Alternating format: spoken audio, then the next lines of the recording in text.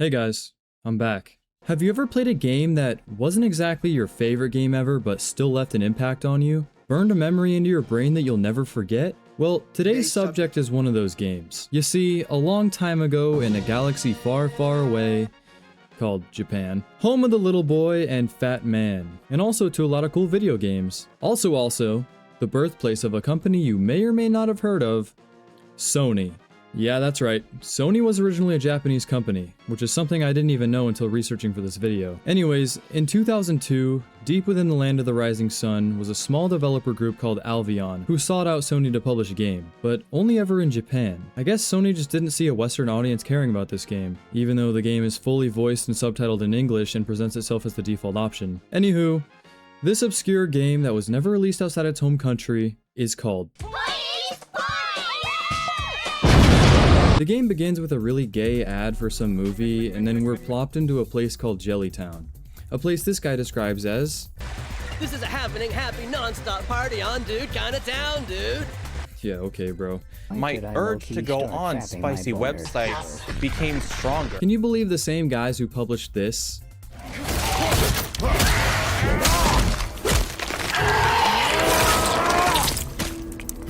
also published this?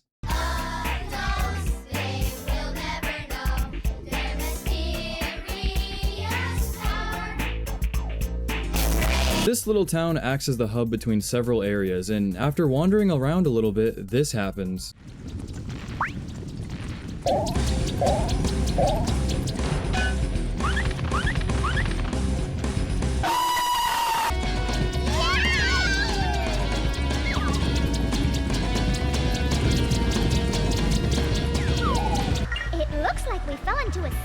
Great observation. Apparently this little blood king is named Poinie, even though I named him something else. But anyways, this girl explains to us what these things called poins are, which are apparently manifested emotions that we can use to manipulate people or something. I already do that a lot in real life, so this shouldn't be too hard. And then she pulls out a talking fleshlight.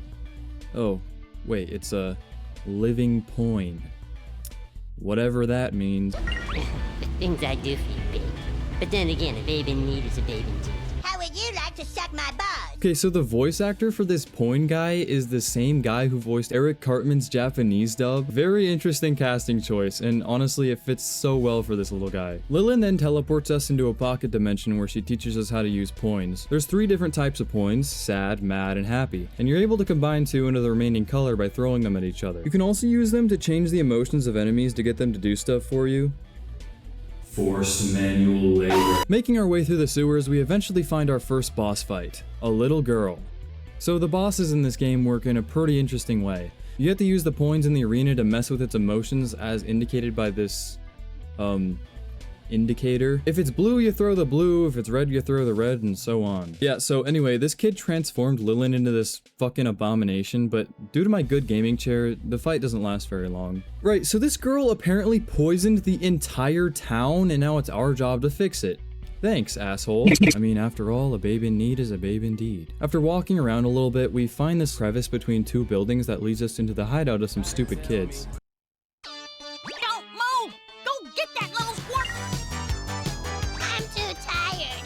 Wow, I can't believe they put me in the game. Now you've gone and made my Tom angry. I just love a man when he's angry. What the fuck? We stole from school. I think I'm gonna puke. This Tom guy challenges us to a fight at Panorama Gardens, which is where we head to next. After getting into a small dispute with a, I don't know what that is. Need to move the damn pencil already. We bounce on some balls, make this guy really pissed off, so he pushes this obstacle out of the way, and then we finally get to the arena to showdown with those kids from earlier. But I'm too tired. I need a nap. The rules for fighting are... Wait, rules? What do you mean, rules? Okay, how's about if you fall off here 3 times, you lose. So we have to use the points on these carrot people to make them knock the gang off 3 times. If you couldn't tell already, the gameplay of this game basically revolves around using points to get people to do stuff for you, and it's actually kind of fun. I also really love the visual style of this game. It makes great use of the PS2's limitations to create a very pretty cartoon-looking aesthetic. It's part of what makes this game so unique and enjoyable. It's kind of disappointing that, like, nobody played it. In fact, this game is so obscure and unknown that there's barely any information about it on the internet, aside from a few YouTube videos and forum posts. It doesn't even have a Wikipedia page about it, only being listed a single time on Alvion's page. Oh, speaking of Alvion, they apparently helped create games like Metal Gear Rising and Bayonetta, which is pretty fucking cool. I didn't know Alvion had goated lore like that. But yeah, I wanted to show this game some love and make my own video about it because it deserves it. It's a product of its time. You don't really see stuff like this in the industry anymore. A damn shame. Also, if you want to see more videos like this, comment down below right now.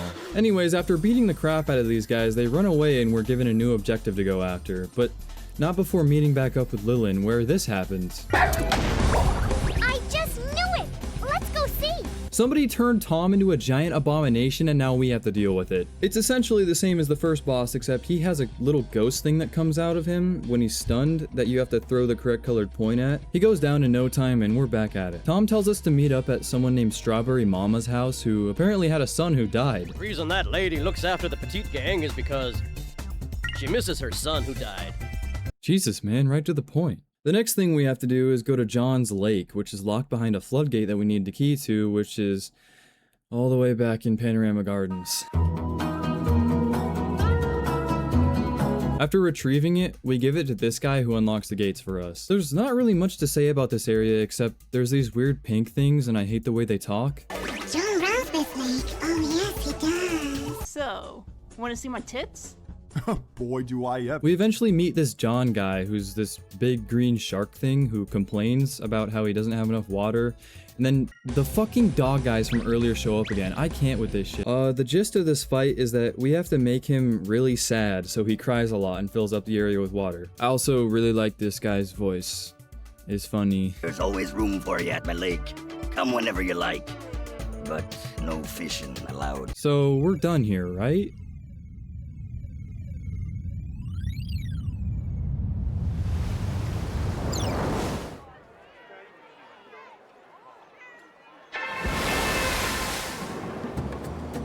The entire place floods and destroys everything. Holy shit, everyone is fucking dead. Let's just pretend that didn't happen and swim our way to freedom. And make our way to the jungle. A dark, tribal forest, home to a lot of interesting creatures and horrible platforming. It's a very vertical level full of platforms to jump to, and if you so much as fall off even once, you have to start over at the very bottom. It says, too bad. It's also a pretty confusing area at first due to the sheer amount of dead ends that look like they should be where you're going, but they just aren't. Anyways, at the very end, we meet a very peculiar bird named Pillow. He basically just wants to build a house for some reason, which is a very nice change of pace considering this is the first time we meet someone who doesn't want to murder us. It works the same way as any fight before, except it's not really a fight this time. Just a wholesome bonding experience between a thing and a thing. You might want to stop that. That's definitely not OSHA regulated. Well, now that that's over, I wonder what's next. Don't know? Here's a hint. Bull works in a kitchen. Is he a cook? What did he just say? So I guess this chef guy named Bullcook knows where our house is, which is pretty weird to say the least, but I mean, whatever helps us find it. Upon arriving, we immediately hear this. No, I did not edit that in. We talked to one of the employees outside the restaurant who tells us, I can't open a restaurant. Look, he's gonna cook me. Oh, no. What's the matter? I roofed the key to the restaurant. It's property in the Rungle. oh, well, that's just fucking great, isn't it? We have to go back and look for the key to the restaurant that somehow ended up all the way back here. But not before stopping at this place where we find... But I came to a roadblock when I saw this. We have to go all the way back where we came from to get some stupid item that makes these balls appear. What kind of juice are you looking for? Hey man, it's 2025, we don't do that anymore. Okay, there we go. Now we can finally go inside, where we are met with a workplace disaster. Everyone has gone mad for some reason, and then this guy just comes in all like... Oh, cook! We've got a little problem. We?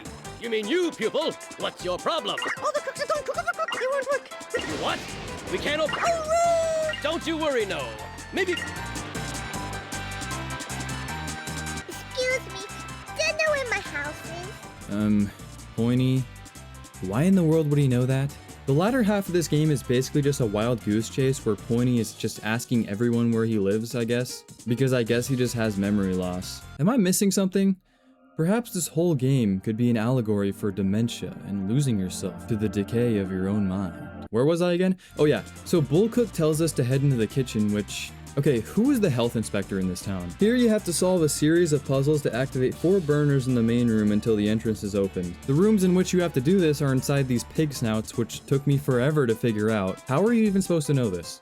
I found out by complete accident while screwing around. But yeah, this is a pretty cool short area, and it even has probably my favorite boss in the whole game, which is against the Bully Cookie from earlier. I'm not even sure what's going on here, but he asks us to give him certain colored points, to which he responds by totally fucking up the arena like he's Ganondorf or something. He has this cool attack that causes parts of the platform to float up and down, and it's just a lot of fun. He also has a gun, but yeah, it's a pretty good fight. Afterwards, Bully tells Poinie that he has no idea where his house is, and this makes him really pissed off, and then he blows the whole place up. Or at least, I think that's what happened. Everything in this game is just so spontaneous, I have no idea what's going on. That mess leaves us with yet another stupid task to complete. Going into a giant freezer and... Oh god, not again. Oh my god, the ice physics in this place suck. It feels like you can barely fucking move. Anyways, other than that, this area is pretty nice. It's a Winter Wonderland type place, and there's also that slide from Mario 64 here. I mean, come on, is that not just what this is? There's this water that kills you for some reason. I guess it's too cold. And you gotta throw a yellow point at the guy to drain the water. There's this ice cavern on the far end of the map that has an optional reward for you that increases your maximum health. I completely forgot to mention that these exist, but they're basically like heart containers from Zelda. But if they grew legs and were really annoying.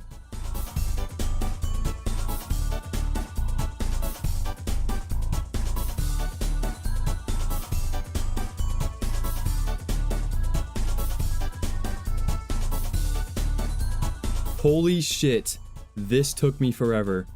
I did eventually get it, but man, that was incredibly unnecessary. Right back outside, we find one of the Bully Cookie's ovens, which is super hot and somehow not melting any of the snow, but instead making it also hot. What the hell even is this game? You have to throw a red point at it to cool it off and open the pathway. No, you can't just power through it. I already tried that, and it didn't work. And at the very end, we find a wonderful little lady flirting with a snowman. I want to go somewhere far, far away with you. And you'll take me to a fancy restaurant, to a romantic place. Oh, when will you notice me and see me for the woman in love that I am? But you do understand me, don't you? This game was ahead of its time. Poinie interrupts her advances by yet again asking for help finding home. I am once again... And then all of a sudden... So for this fight, we have to make the snowman fall in love with the girl by using points to match their emotions together. And holy fuck, this might be the worst one yet. This stupid fucking bitch just flies around everywhere and it's so hard to catch her. The effects of the points only last like a few seconds before you have to start again. There's enemies running around the arena sporadically. Meanwhile, you're juggling all of this while on slippery ice. This all makes for an absolutely annoying fight. Thought about killing myself. But don't worry, I low-key aired the whole place out and it was over. Definitely the worst one so far, and I let out a genuine sigh of relief when it was over. Thank God. Excuse me. Do you know where my house is? No, Poinie, they don't know where your house is. The girl then gives us some red Poin juice, which will spawn a bunch of red bouncy points just like the blue one did. And now we have to go across town to the train station to talk to some old guy named... Old Edgar, who just happens to be a living train who's way past his glory days. I'd like to go there myself, Sonny, but I'm too old and tired. Man, I gotta get out of here before he starts talking about how he got his first house at 12 and that we kids just need to work harder. And of course, Poinie asks him where his house is. Dude, are you retarded? And hey, look who showed up. That goddamn tool from earlier. Look at the beautiful glossy shine of this body. And the car's not bad either. Oh, he's British! Oh my god, let's just get this over with. Boys, this train is bound for glory! You were always in the back, and I was always in the front.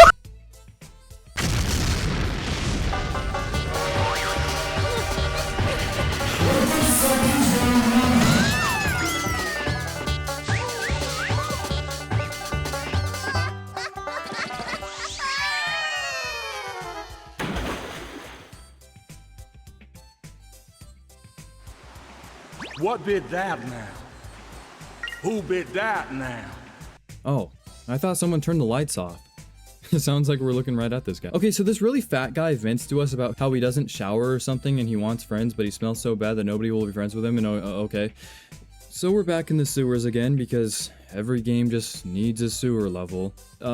There's nothing to really do here, you just jump down to the bottom and leave. Well, we can't exactly leave yet. We've got a dude to take care of. A Reddit moderator. Of course, he's formed a huge pile of gunk around him because, well, come on, he can't help it. He's got important things to do, like ban people for having an even slightly right-leaning opinion. All we gotta do is throw some opinions at him a few times, and his protective gunk starts to dissipate, leaving him unable to ban us. His attacks consist of literally farting on us and trying to get his grubby hands on us for being underage. Even though it's obviously a lie, he'll try and swear he thought we were 18. After that's over with... Oh my god, it's this guy again. Yes, you, the babe in the sunglasses. How would you like to spend some time with God's gift to the female species? You got to be joking. Besides, I'm too busy and you're not my type. Let me give the pleasure of knowing you. I'm Pierre. Please do let me know if I can help you with anything. Anything? Okay, then follow me. Then it's a date. but where are we going? To Planet Poin. Oh, yeah, that's just a thing people do. Well, while they're doing that, we've got just a few more errands to take care of before we can join them there. Strawberry Mama's gone fucking apeshit. It's probably her insulin spiking. Holy damn, she's fat. For this fight, you gotta throw points into her mouth while she's doing this sucking thing, but the hitbox sometimes feels like it's so tiny. It's like you gotta be pixel perfect. Other times, it lets you get away with this. Man, I don't know, this fight was kind of annoying. After saving her, she tells us that she saw the ghost of her dead son, to which Tom immediately dismisses and suggests that it was some guy named Halloween that she saw. So that's yet another errand we have to take care of.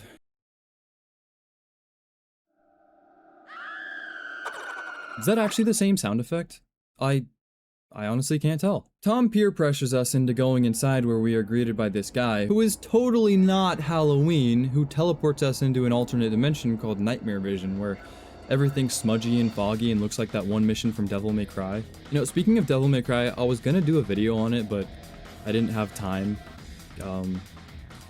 I fucking love that game. I'll definitely make one in the future, so stay tuned, I guess, or whatever YouTubers talk about, whatever they be saying. This level is so trippy, I honestly really like it. The house is full of traps and puzzles that I don't really understand and kind of just powered through them by doing random stuff that worked. There's this one room where you have to mix and match these guys' emotions to get this door to open, which I figured out by complete accident. And then the room immediately after, there's a giant ghost of yourself inside this mirror that will break through it and reveal it's actually just a window into another room. And then there's this staircase that leads down an invisible floor that you have to reveal by changing these guys' emotions correctly. This opens up a doorway into a really long hallway that gets narrower and distorted as you go down it, which leads you into this isometric room where... Dude, I have no idea what the fuck is going on. And then Halloween taunts you with the ghost of your mother, which is fucked up, dude. Finally, it's time to kick this guy's ass. And yeah, it's revealed that he was Halloween the whole time. Shocker. For this fight, he's translucent and invincible until you get one of those guys to attack him, which makes him freak the fuck out and gives you an opportunity to drop a giant stone pillar on his head. Repeat 3 times and he dies. Well, I mean, not really. He kind of just gives up, I guess. Lillian says that she and I were born on a place called Planet Poin. A place so far away that it only takes like 5 seconds to get there. Anywho, we make our way into the ship, which is for some reason part of Pierre's hotel. I love how it makes you think it's gonna be the actual rocket, but it just turns out to be this. We arrive on Planet Poin with the mission to take down Pierre once and for all, because I guess he's the main villain now, even though he's only been in the game for like 30 minutes. The place is filled with robot people who are really angry for some reason, but there's nothing to really do here. I ought to be the one to rule Jelly Town. Bow down to your leader. Jaguar nut toxic boy. I thought we passed a law banning French people. Oh well. After screwing around a bit, we get teleported to this place with an elevator in the middle of the room that needs power. How do we get it power? By turning all these wires blue by doing stuff. I don't really know. Okay, I guess it's actually not an elevator, but a fucking orbital cannon. Ladies, even in your anger, I can tell that you are still mad about me. Come on, Poin. It's time for revenge. Whoever falls off here 3 times is the loser. I've heard that line somewhere before. Okay, I guess we gotta knock this twink off 3 times and we're finally done. Right? Right? Yeah, so the rocket crash lands into Jellytown and fucking kills everyone. This place can't catch a break. That's 2 tragedies in 1 day. Now it's time for the actual final battle. Poinie's mom got infected by the super ultra mega Poin and starts acting like King Kong, so we fucking kill her. Game's over, like and subscribe. No, actually though, this fight is a very fun and climactic fight. With all the rain falling and the deep blue atmosphere, being on top of the ruins of a skyscraper, it's cool as hell. Also, my friend called me during the fight and started saying some very not YouTube friendly things. Oh, give me that.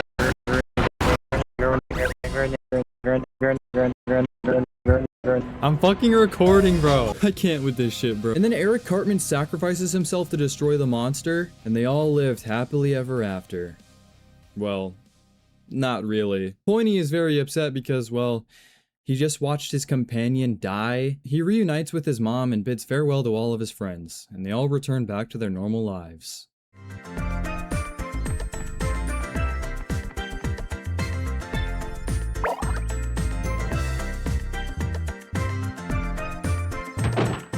What an interesting little game that was.